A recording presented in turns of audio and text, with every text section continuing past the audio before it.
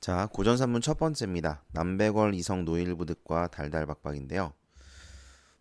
이건 이제 설화고요. 설화인데 도반설화라고 해요. 도반설화.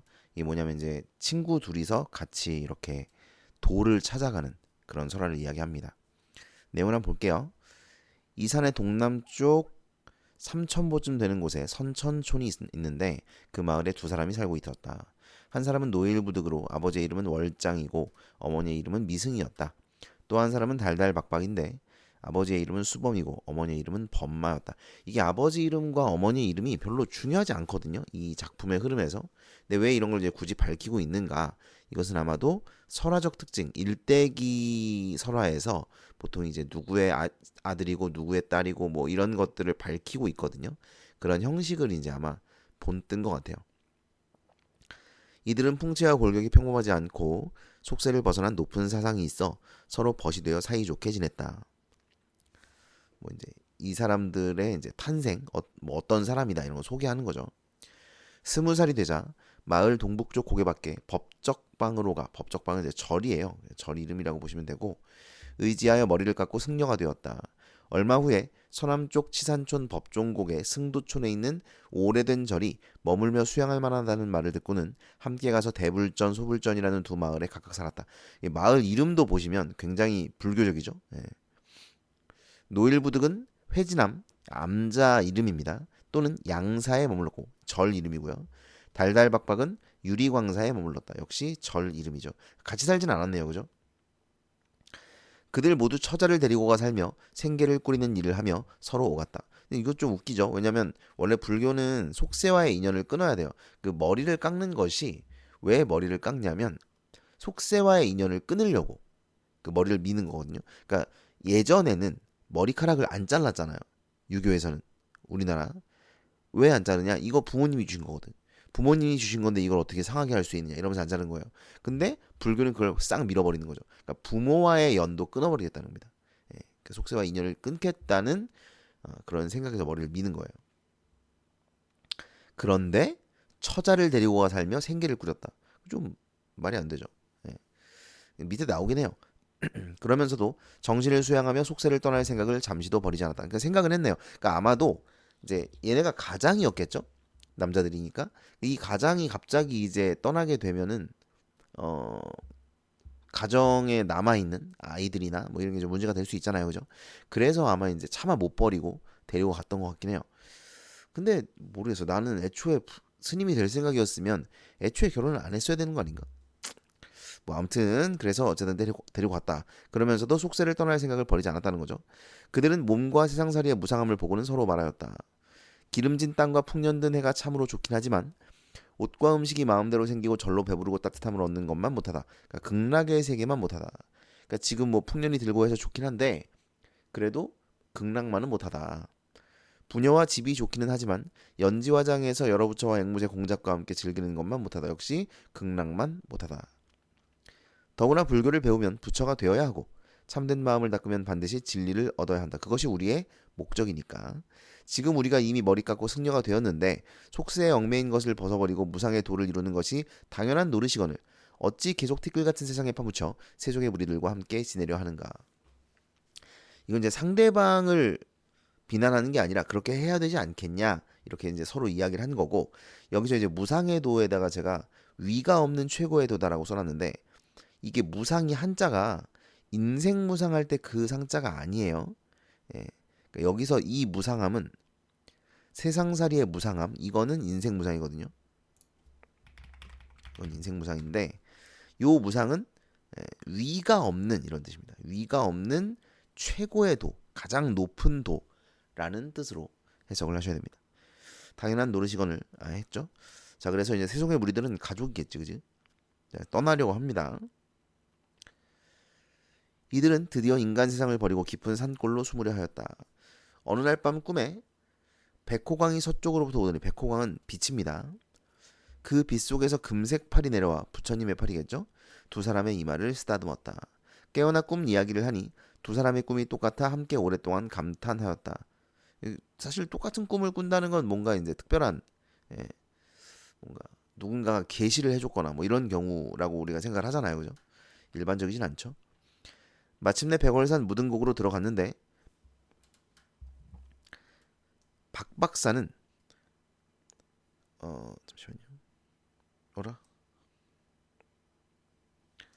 북쪽 곡의 사자암의 털을 잡아 8자의 판잣집을 짓고 살았으므로 판방이라 하였고, 부득사는 동쪽 곡의 돌무더기 아래에 물이 있는 곳에 방을 짓고 살았기 때문에 뇌방이라 하였다. 여러분, 이 박박사, 부득사, 이분들이 이제 진정한 스님이 되었기 때문에 이렇게 부른 거고요. 각기 암자에 살며 부득은 부지런히 미륵불을 구하고 박박은 미타불을 연불을 하였다. 이 미륵불과 미타불이 좀 다르더라고요. 미륵불은 현세를 구원하는, 그러니까 지금 내가 살고 있는 이 세상에서 복을 주는, 그리고 이 세상을 구원하는 뭐 이런 사람이고, 미타불은 죽어서 극락에 가는 겁니다. 약간 미타불은 그 뭐라 그러죠? 무슨 불교라는, 소승불교? 대승불교, 소승불교인가? 뭐 그거 있는데, 아무튼 그래서 미륵불은 현세의 이 백성들을 구원하는 뭐 이런 거고, 미타불은 개인이 죽어서 극락에 가는 뭐 이런 겁니다. 조금 내용이 다르긴 해요. 어쨌든 그래서 각각 미륵불과 미타불을 연불하였다. 3년이 못 되어 경룡 3년 기유년 4월 8일 성덕왕이 즉위한 지 8년 되던 해, 해가 저물어갈 무렵 20살가량 되어 보이는 아주 아름다운 모습의 낭자가 갑자기 난초와 사양남새를 풍기며 북쪽 암자에 당도하여 자고가기를 간청하며 시를 지어바쳤다. 그 내용은 다음과 같다. 나그네 걸음 늦어 해가 지니, 이 나그네는 그 자기 자신이죠. 여성, 여인, 자신을 의미하고, 걸음 늦어 해가 지니 온산은 저물고 길 막히고 성은 먼데 사방이 고요하네. 오늘 밤은 이 암자에서 머물고자 하니 자비로운 스님께서는 화내지 마십시오. 그러니까 하룻밤만 재워주세요. 뭐 이런 의미죠.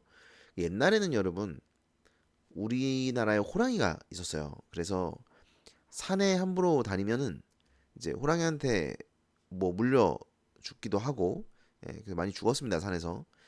그래서 이렇게 산에서 길 잃은 사람이나 또는 이제 해가 지는데 산에 온 사람들, 이런 사람들을 재워주는 것이 일반적이었어요. 우리나라 문화가 그랬습니다. 박박이 말하였다. 절은 깨끗함을 지키는 데 힘써야 하므로 그대가 가까이 올 수 있는 곳이 아니오. 이곳에 머물지 말고 빨리 떠나시오. 이것은 승려의 일반적인 태도입니다. 그렇죠? 스님들이니까, 스님들은 또 이제 이런 어떤 여성 이런 걸 멀리 해야 하거든요. 돈, 여자, 권력 이런 거 다 멀리 해야 됩니다. 요즘 스님들은 뭐 하시는 건가? 뭐 아무튼 다 멀리 해야 되는데,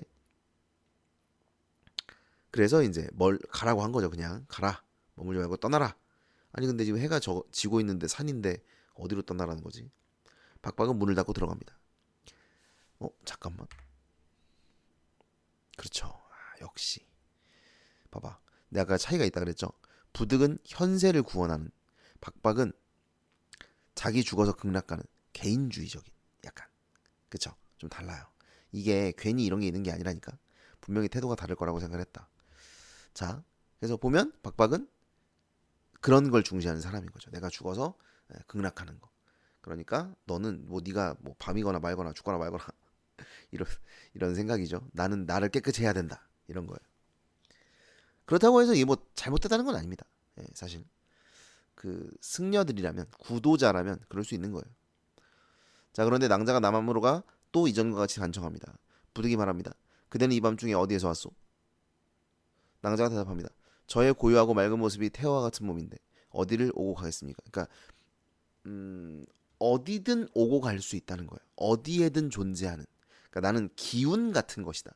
뭐 이렇게 말을 하는 거거든요. 다만 어진 선비의 뜻과 소원이 깊고 덕행이 높고 견고하다는 말을 듣고 장차 보리를 이루도록 도와주려는 것입니다. 일단 여기 선비라는 말이 있는 게 약간 킹받는데, 조선시대 때 약간 누가 만진 것 같죠? 선비는 이제 조선시대 때 나오는 말이고, 뭐 어쨌든 보리는 이제 부처의 도리를 의미하죠. 밑에 나와요. 그러고는 시를 하나 올렸다. 그러니까 이 말만 봐도 지금 이 낭자가 일반적인 여인이 아니라는 걸 알 수가 있어요. 그렇죠? 그 다음에 해저문 깊은 산길에 가도 인가가 보이지 않네. 소나무와 대나무의 그늘은 더욱 깊건만 골짜기의 시냇 물소리가 오히려 새롭네. 자고 가기를 애원함은 길을 잃어서가 아니라 높은 스님을 인도하기 위함이네. 바라건대 내 척만 들어주고 또 누구냐고 묻지 마시오. 그러니까 이제 내가 너를 높은 길로 인도하려고 온 것이다. 그러니까 나를 재워줘라. 뭐 이런 말이죠. 부득사가 듣고 놀라며 이곳은 부인과 함께 있을 곳이 아니지만 중생의 뜻에 따르는 것 또한 보살행의 하나죠. 보살의 행동. 더구나 깊은 골짜기에 밤이 어두웠으니 어찌 소홀히 대접할 수 있겠소. 그러니까 얘는 현세를 구원하는 이제 미륵불을 따르는 사람이다 보니까 미륵불인가 미타불인가 미륵불이죠. 미륵불이지. 네, 미륵불. 그래서 이제 행동도 다른 것이다. 이 사람을 그냥 보낼 수가 없는 거죠. 그러고는 그녀를 맞이하여 절하고 암자에 머물게 했다. 밤이 되자 부득은 마음을 맑게 하고 몸가짐을 가다듬고 반벽에 희미한 등불을 켜고 고요히 연부를 하였다. 새벽이 다가올 무렵 낭자가 불러 말합니다. 내가 산기가 있으니 스님께서는 집자리를 깔아주십시오. 산기는 해산의 기미, 그러니까 애를 낳을 것 같다는 거예요. 애가 나와요, 뭐 이런 거죠. 스님께서는 집자리를 깔아달라, 따뜻하게 해달라는 거죠. 부득은 그 모습에 측은한 생각이 들어 거절하지 못하고 촛불을 은은하게 밝혔다. 낭자는 해산을 마치자 또 목욕시켜주기를 간청하였다. 그렇죠, 여러분 생각을 해봐요. 애가 나왔어요. 온몸이 피 막 할 거 아니야, 그죠? 이제 따뜻한 물에 몸을 따뜻하게 해야겠죠. 몸 안에서 커다랗게 나왔는데. 노일부득은 부끄러운 마음과 두려움이 엇갈렸으나 이게 목욕물을 달라는 게 아니라 목욕을 시켜달라는 거죠. 허허. 애처로운 마음이 더해져 거절하지 못하고 목욕통을 준비하여 낭자를 통 속에 앉히고 더운 물로 목욕을 시켰습니다. 그러자 얼마 후 통 속의 물에서 향기가 풍기며 물이 금색으로 변하였다. 신비하죠? 비현실성이죠.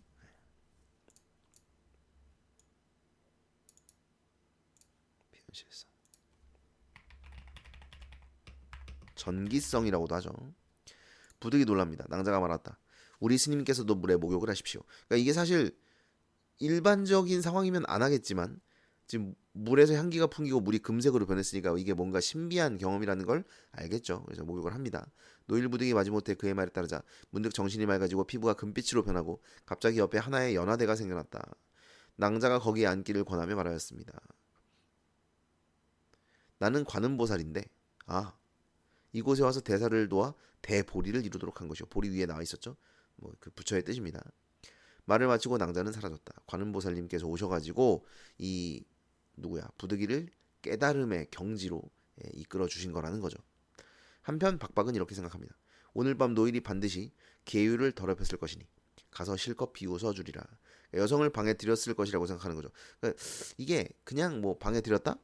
방에 들이는 것 자체도 이제 문제이긴 합니다. 그 구도자들은 멀리 해야 되는 것이긴 하거든요. 그런데 정신 못 차리고 뭐 동침을 했다던가 그러면 이제 더 큰 문제가 되겠죠. 실컷 비웃어 주겠다고 생각을 하고 갑니다. 그런데 박박이 가서 보았더니 노일은 연화대에 앉아 미륵존상이 되어 광채를 발하고 있었다. 그래서 자신도 모르게 머리를 조아리고 예를 갖추어 말합니다. 어떻게 이렇게 되셨습니까? 그래서 존댓말하죠. 이미 급이 달라진 거예요. 부처가 된 거니까. 그 연유를 모두 자세하게 말하니 박박이 탄식하여 말았습니다. 나는 마음이 막혀 요행이 부처님을 만났는데도 요행이는 우연히 이런 뜻이에요. 우연히 운이 좋아서 뭐 이런 뜻입니다. 부처님을 만났는데 도리어 예우하지 못했습니다. 큰 덕이 있고 지극히 어진 스님께서 나보다 먼저 성불하였으니 옛날의 교훈을 잊지 마시고 함께 도와주십시오.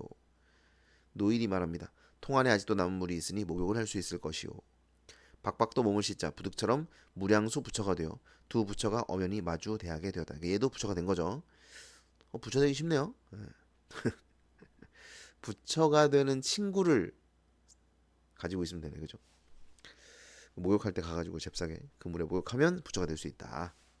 산 아래 마을 사람들이 이 일을 듣고 다투어 와서 우러러보고 감탄하며 참으로 희귀한 일이다 라고 하였다. 두 부처는 사람들에게 설법을 하고 나서 구름을 타고 가버렸다. 극락으로 갔겠죠. 천보 14년 을미년에 신라 경덕왕이 이 사실을 듣고는 신라는 그 당시에 이제 불교 국가니까 이 사실을 듣고 정유년에 사신을 보내 큰 절을 짓도록 하고 왜 사신을 보내지? 잠깐만요. 이게 신라가 아니야? 어딘지가 안 나와 있구나. 그러네. 큰 절을 짓도록 하고 백월산남사라고 편액은 여러분 간판을 달았다 이런 뜻이에요. 간판을 달았다. 자, 그리고 이 부분에서 중요한 게 두 가지입니다. 첫 번째는 사찰연기설하구나라는 걸 알 수 있어요. 사찰연기설화가 뭐냐면 어떤 절을 짓게 된 경위를 밝히는 설화입니다. 그러니까 저 절이 있는데 저 절이 어떻게 해서 지어지게 된 거냐면 이러면서 이제 이야기를 하는 거예요.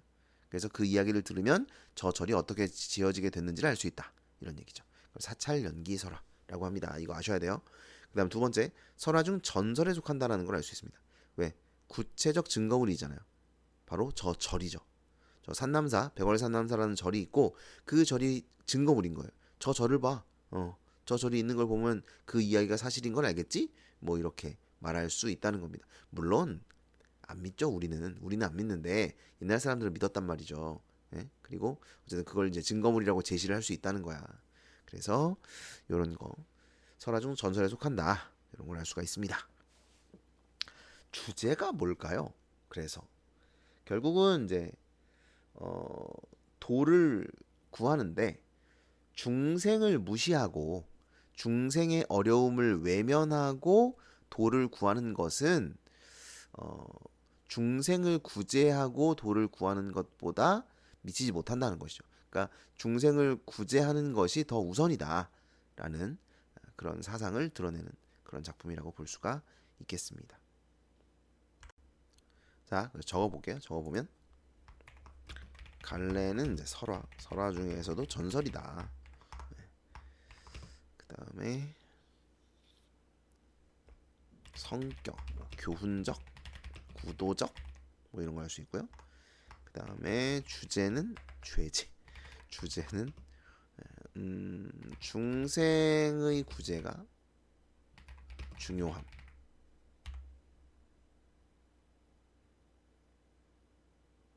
이 정도면 될까요? 중생의 구제가 중요함. 수도자가 지녀야 할 바람직한 자세가 어떤 것인지를 이제 알려주는 것이라고 볼 수가 있겠네요. 끝.